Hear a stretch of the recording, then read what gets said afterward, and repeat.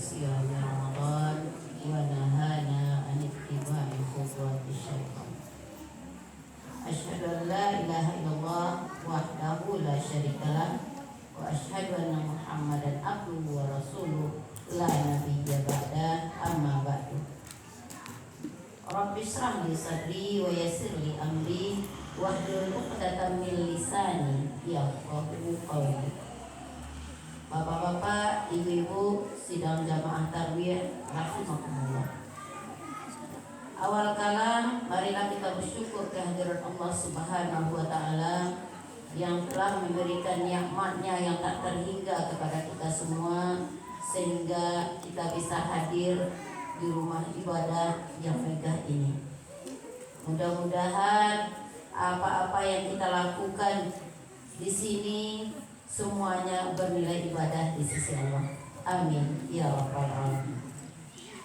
Selanjutnya salawat beserta salam marilah kita kirimkan pada arwah Nabi kita, Nabi besar Muhammad sallallahu alaihi wasallam. Allahumma shalli ala Muhammad wa ala ali Muhammad. Sekedar mukadimah, aku cukupkan demikian saja. Sebelum masuk kepada materi ceramah, aku yakin bapak-bapak, ibu-ibu yang hadir agak-agak terheran-heran. Aku balai penampilan Ustaz pada malam hari itu. Biasanya orang pakai peci, pakai saroban, dan ini pakai tilam puang. Malam ini istimewa.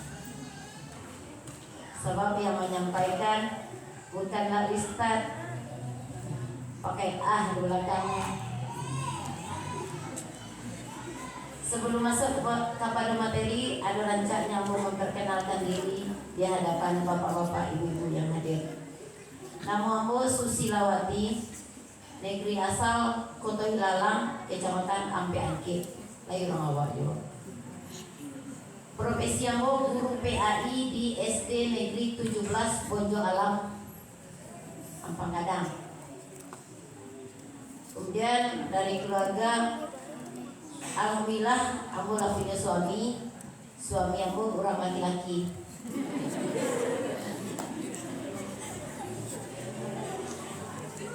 Rekan senasib seperjuangan, dulunya kami sama-sama honor di MTSN Canduang.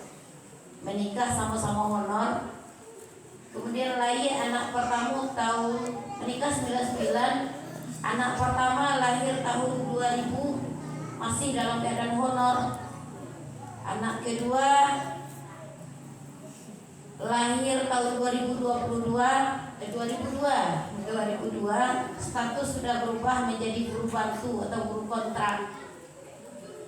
Kemudian 2007 sedang hamil anak ketiga, alhamdulillah ambo berubah status menjadi PNS, sedang hamil 6 bulan. Kini anak tulah kelas 1 ke SMK. Karena itu ambo lakikan namu kepada anak tersebut Bunayya Fadlillah, artinya anakku yang membawa karunia Allah. 2007 ambo PNS, 2008 anak tersebut, anak 2007 lahir bulan Agustus, kemudian 8 bulan kemudian anak telah umur 8 bulan 8 dia duduk keluar pula SK PNS ayahnya. Alhamdulillah, banyak anak banyak rezeki. Pokoknya bapak ibu tak usah KPKB, itu ambo bagi tambah banyak anak bertambah rezeki. Tak ada ke tambah anak kurang rezeki, tak ada. Barangkali untuk perkenalan ambo cukupkan demikian saja.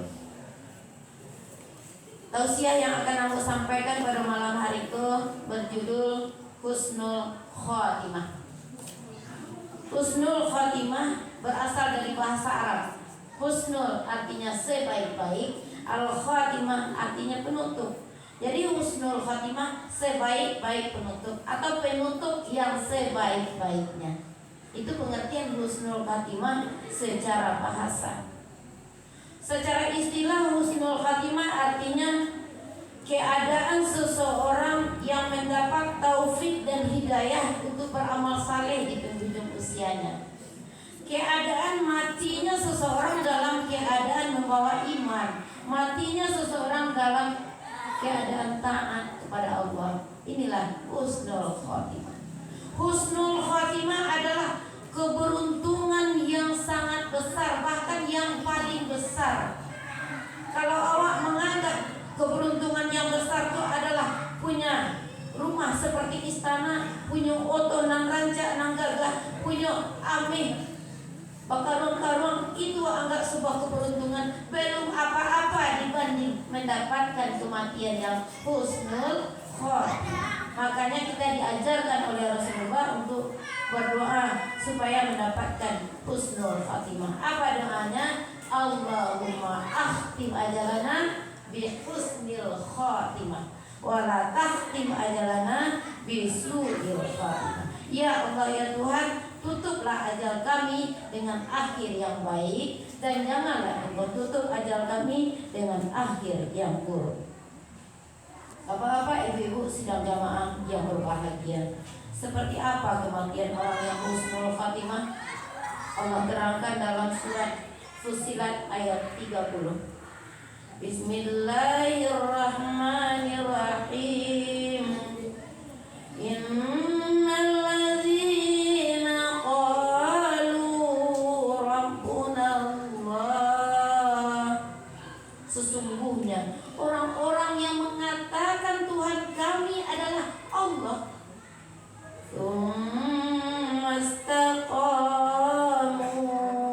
kemudian dia istiqomah, dia selalu beribadah rutin sampai datangnya ajal menjemput. Bagaimana keadaannya ketika ajalnya akan dijemput? Tatanazzalu alaihimul malaikah, malaikat akan turun kepada mereka. Ketika kematian turun, malaikat apa?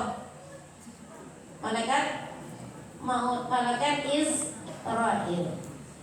Cek malaikat tadi, Allah takhafu, janganlah kamu takut, wala tahzanu, dan jangan pula kamu bersedih hati. Tak perlu takut, tak perlu bersedih hati. Cek malaikat, karena awak jalan husnul khatimah, tak ada nak perlu ditakutkan, tak ada nak perlu disedihkan.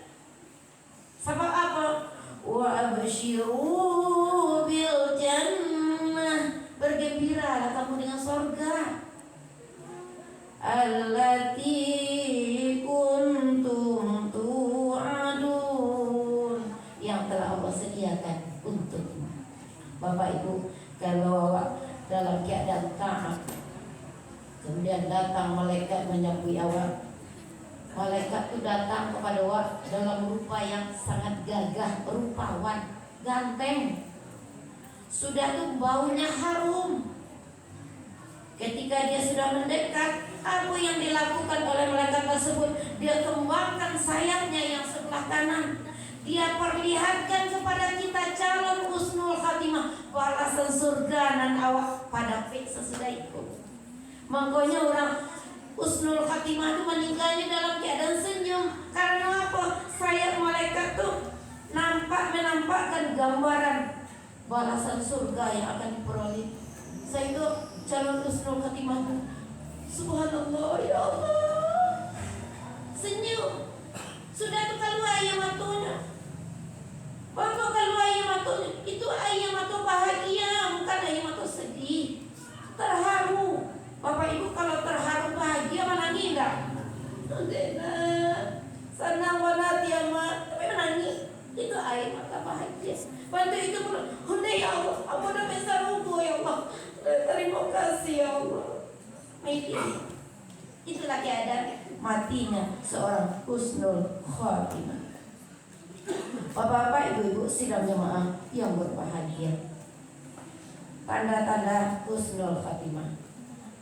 Yang tahu sebenarnya husnul khatimah itu adalah orang yang bersangkutan kemudian Allah. Tapi bagi awak yang tinggal, calon yang ditinggal, calon ahli waris atau orang-orang yang berada sekeliling bisa melihat tanda-tanda seseorang mendapatkan husnul khatimah. Mati dalam keadaan membawa iman, mati dalam keadaan dicintai oleh Allah. Seperti apa tanda-tanda mereka?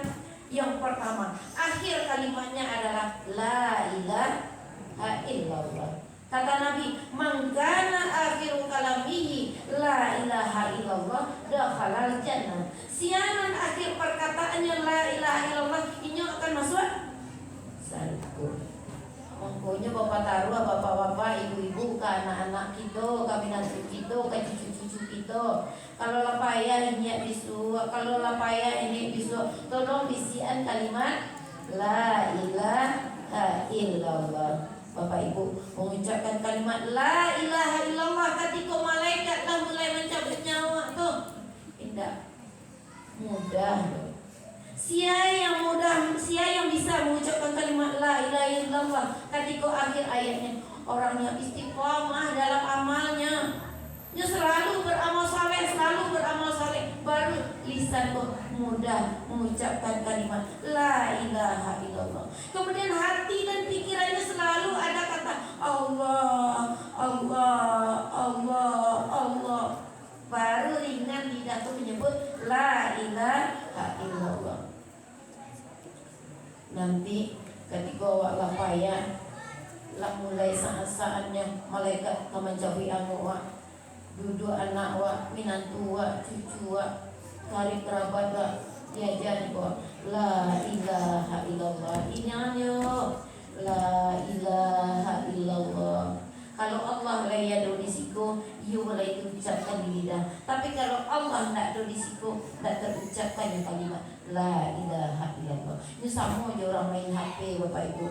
Ambo punya HP, ambo minta nomor bapak ibu, barang nomor apa, barang nomor ibu sekian 083 boleh sekian. Ambo tekan.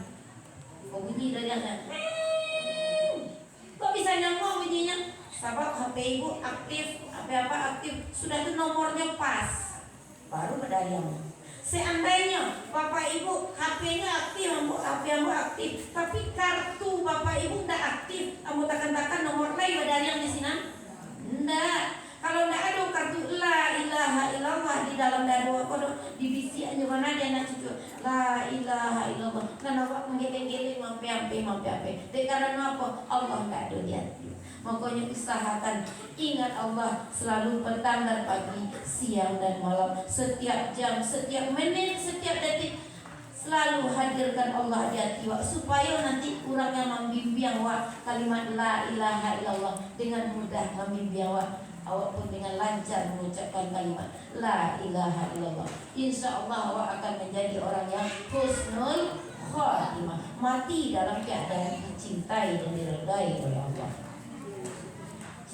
Dan kedua, orang yang husnul khatimah tanda-tandanya adalah keningnya berkeringat, kenyangnya paluah. Sudah tuh matanya, sudut mata keduanya mengeluarkan air mata bahagia. Tanda husnul khatimah.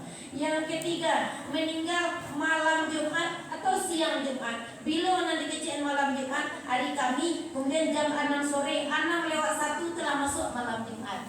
Bila yang siang Jumat, besok Jumat, kemudian sampai jam 6:01 meninggal dalam rentang waktu 24 jam itu, insya Allah tergolong husnul khatimah. Sudah tunang kampe meninggal dalam keadaan sakit perut.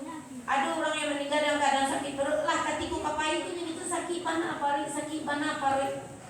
Makin lama sakitnya makin menjadi. Sudah punya tidak tahu sejawab tahu kapai saja. Itu termasuk orang yang husnul khatimah. Kemudian tanda husnul khatimah meninggal karena tenggelam, terbakar atau terhimpit. Terhimpit apalah, pokoknya dalam keadaan terhimpit itu termasuk husnul khatimah, terbakar, tenggelam.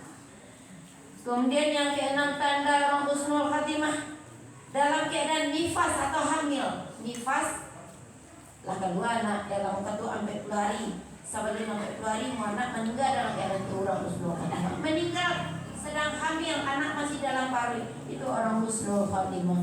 Kemudian terakhir tanda husnul khatimah adalah meninggal ketika dalam keadaan beramal soleh. Tahun 2000 sabalik aku dapat berita di Kabupaten Agam ada khatib Idul Fitri. Sudah khutbah pertama, kemudian duduk kataga khutbah kedua, kemudian panitia sudah tidak tahu meneruskan khutbah dilarikan ke rumah sakit. Rupanya di tengah perjalanan beliau la inna lillahi wa inna ilaihi rajiun. Itu insya Allah orang yang husnul khatimah, meninggal dalam keadaan beramal saleh sedang ketubah. Ada pula orang yang meninggal dalam keadaan salat subuh, lah sujud yang terakhir, begitu orang lah bangkit, duduk tawarruk yang akhir, dia tak bangkit lagi. Kalau isu sujud, barulah sudah orang salat, dicari orang rupanya tak boleh lagi ingin, tak berdetak lagi. Itu tanda-tanda orang yang husnul khatimah. Selalulah beramal saleh, insya Allah kita akan termasuk orang yang husnul khatimah. Jangan pernah lakukan pekerjaan yang sia-sia, yang tidak bernilai amal saleh. Tahu tiba-tiba saya malaikat maut. Awak sedang tak beramal saleh, akhirnya mati dalam keadaan sesat, suul khatimah. Tak jauh lah hendaknya awak dari yang demikian. Bapak Ibu sidang jamaah rahimakumullah, husnul khatimah adalah cita-cita bagi setiap orang beriman. Karenanya tempuhlah jalan menuju husnul khatimah. Apa jalan menuju husnul khatimah? Dan pertama, dalami ilmu agama. Acuk-acuklah menanamkan ceramah agama, acuk-acuklah membaca buku-buku agama, membaca Al-Quran, terjemahannya, tafsirannya. Sesering mungkin perdalamlah agama Islam agar kita mendapatkan husnul khatimah. Orang yang mendalam husnul ilmu agamanya, maka dia itu seperti pondasi rumah yang kuat. Kalau duit pondasi rumah yang kuat, kecil apa tapak gajah. Nah, tapak gajah tu kalau lah tapak gajah di bawah bara mana lenggeknya katek, insya Allah kuat. Kalau indah duit tapaknya ala kadar saja di paling gede rumah katek. Tiba-tiba angin, tiba gampang runtuh. Maka dia perkuat diri dengan ilmu agama yang banyak. Sebesar apapun masalah hidup awak nak kehilangan iman, insya Allah awak akan menemui husnul khatimah. Orang yang pamale belajar agama, maka hidupnya serupa kiambang di dalam tabik. Kiambang di dalam tabik, nya marapun daunnya mencerongak kata langit, sombongnya minta ampun, urainya nak mencengkram ke bumi. Sehingga ketika tipu angin ditabangnya tasandar, tidak punya kekuatan. Jangan tiru kiambang di dalam tabik. Perdalamlah ilmu agama agar kita kuat menempuh ragam perjalanan hidup, sehingga akhirnya mendapatkan husnul khatimah. Dan kedua, dirikan salat. Dirikan salat itu 3 syaratnya. Salat di awal waktu, salat dengan khusyuk, salat dengan ikhlas. Awal waktu jadi tunda-tunda, khusyuk, hati dan pikiran tunduk hanya kepada Allah, dan malah lalala kian kemari. Dalam salat kemudian ikhlas, betul-betul salat karena Allah, lillahi ta'ala. Orang yang sudah mendirikan salat, tandanya ada. Apa tandanya? Inna salata tanha 'anil fahsya'i wal munkar. Sesungguhnya salat itu mencegah perbuatan keji dan munkar. Nanti awak-awaklah mendirikan salat, kalau perilaku terjauh dari keji dan munkar, kadonya baru sekedar mengerjakan salat. Di dalam Al-Quran tak satu pun ayat tentang i'malis salat, yang ada aqimis salat. Tidak ada kerjakan salat, tetapi dirikan salat. Kemudian yang ketiga, jalan mencapai husnul khatimah. Anggaplah dunia bayang-bayang. Maaf bayang-bayang. Bayang-bayang itu tak usah dikaja-kaja. Ambo masih tekan aja dulu ketika umur 8 tahun. Apa ambo di halaman mabalah kayu. Pas cari dulu sampai nang kat tanah, nang tadi dua masuk. Nah ambo berlari-lari sekeliling lapangan tu. Manga ambo berlari-lari mengajar bayang-bayang. Bayang-bayang di muka ambo kaja. Beko lah sasa ambo tu mendaki ke apa ni. Tapi malu pak 8 tahun. Ada cakap, kamu sebentar aku cakap mengajar bayang-bayang. Galak, tak bodoh namanya mengajar bayang-bayang tu. Baku bodoh mengajar bayang-bayang. Dikajar bayang-bayang. Lapunya tak aduh, badan wak panik, amu sasa. Aku cakap, yule pak ya, panik ngajar-ngajar tadi tak dulu lah boy. Barulah kadang kan, barulah macam mengajar dunia sama dengan mengajar bayang-bayang. Patutlah Pak dulu mengecek pada itu. Badan panik, kamu sasak, badan latihan. Jangan dikejar dunia tak terlalu dikejar. Kejarlah kehidupan akhirat. Dunia itu akan mengikut. Ditanam padi pasti tumbuh rumput. Tapi kalau ditanam rumput, itu tumbuh padi. Enggak. Kejar akhirat, insya Allah dunia akan mengikuti. Jangan kejar dunia, akhirat akan terbengkalai, merana nanti. Jadi kejar-kejar dunia. Dunia itu bagaikan bayang-bayang. Kemudian sampai jalan mencapai husnul khatimah. Sering-seringlah ingat mati. Karena masuk aku ke mati. Bapak Ibu yang ada di sini kok iyo ke mati. Yakin masuk ke mati? Yakin. Karena tuh kalau aku ke mati, aku ke mati. Kalau selalu ini masuk aku ke mati, pasti segala tindakan awak, perkataan, tindakan awak, perbuatan awak pasti akan selalu berada di jalan yang lurus. Tak pernah mengelok-elok, menyimpan-nyimpan. Sebab selalu ingat mati. Kecil Nabi, aksiru zikrul maut. Banyak-banyaklah kamu mengingat mati. Fa innahu yumahisu dzunuba. Sesungguhnya mengingat mati itu dapat menghapuskan dosa-dosa. Wa yuzhibu fid dunya, dan membuatmu tidak terlalu mencintai dunia. Bapak Ibu, aduh tawasul yang di majalah Sabili di daerah Gunung Kidul, Yogyakarta. Di situ banyak lubang-lubang kuburan, sekaliguslah ada lahannya. Ketika ada wartawan masuk ke dalam perkampungan Gunung Kidul itu tak canggung banyak kuburan kayak kuburan ya. Bertanya lah ke orang kampung tuh, Pak, Bu, itu kok banyak kuburan ya? Emangnya ada orang mati massal? Enggak, tapi kok banyak kuburan di situ. Jawaban orang kampung tuh, kami di Pegunungan Kidul di kampung kok si anak lalabia umurnya 2 tahun atau di kakinya kuburannya taruh. Hah? Labia umur 4 bulan kali kuburan? Iya. Enggak ada supaya kami tidak lalai beribadah. Ketika tiba rasa lalai dalam badan kami untuk melakukan ibadah, kami datangi kubur kami. Kami jauh ke dalam. Badan buruk, tidak lama sama kalian puluhan orang ke dalam tu. Lalai salat. Lah tak bayang apa nak dibawa ke dalam kubur nanti. Amal saleh cuma yang akan menemani. Apa je lah yang dilalai-lalai. Bahkan ada di antara orang kampung kok ketikanya masih lalai-lalai tu, bukan tagak yatim tu saja, masuk aja ke dalam, kemudian dia cuba nyetes tadi. Dia lalukan badannya, nyemelingkan ke kanan. Ya Allah, sabanta yang mau mati, lampai 10 umur, 50 umur, 60. Ya Allah, kuatkanlah semangat ibadah ya Allah. Abang tu itu orang di Gunung Kidul. Bapak Ibu yang hadir kini lah ada sampai mau pulang. Bawa pulang saja. Allah ada atau lado nak labian? Allah ada. Oh lanan lah labi mau pulang tu tak apa dia ansur menagi taruh lepas. Lima keinginan wak. Ibu kurma belakang rumah atau dipandang pesukuan. Kecian nama di sekolah belum kalian nama. Jadi ketika lalai-lalai datang sinan. Masuk mana ke dalam supaya wajan lalai-lalai. Contoh orang di perkampungan Gunung Kidul. Yang kelima, jalan mencapai husnul khatimah. Jadilah orang mukmin yang sebenarnya. Ba'a orang mukmin yang sebenarnya. Dalam sebuah hadis Rasulullah mengatakan yang pertama, man kana yu'minu billahi wal yawmil akhir falyukrim dhaifahu. Siapa yang betul-betul beriman kepada Allah dan hari akhir, hendaklah dia memuliakan tamunya.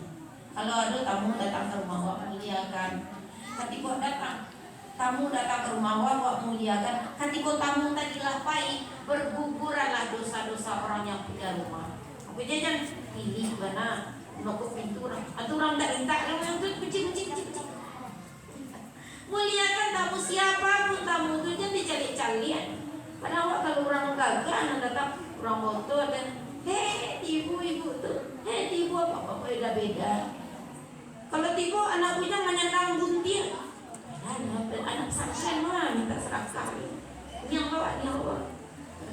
Tidak memuliakan tamu. Padahal memuliakan tamu itu menjadikan hidup penghuni rumah itu menjadi berkah. Berguguran dosa-dosa para keberuntungan. Sebenarnya secara tidak langsung anak-anak siap nama minta balik ke rumah awak pakai gunting itu. Bu, kembali kaci sarugo, bu, beli kaci sarugo, pak itu nanti kecil. Nah sebenarnya bahwa di awal akal penganawan sampai ke akhirat, kecil, agak tak. Orang mukmin yang benar-benar orang mukmin memuliakan tamu. Yang kedua, mangkana yu'minu billahi wal yaumil akhir falyahsin jar.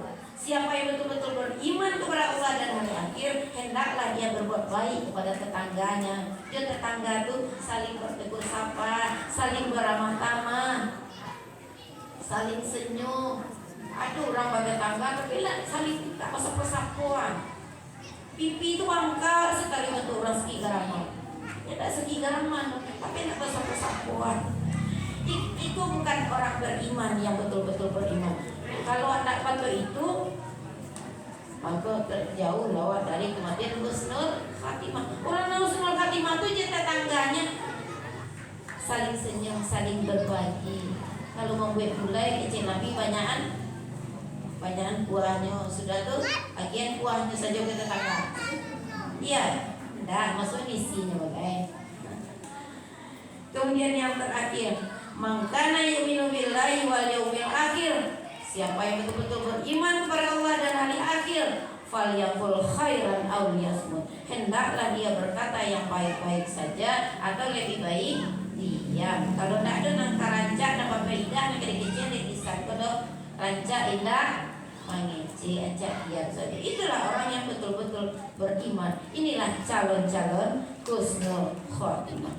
Semoga kita semuanya mendapatkan kematian yang husnul khotimah, mati dalam kecintaan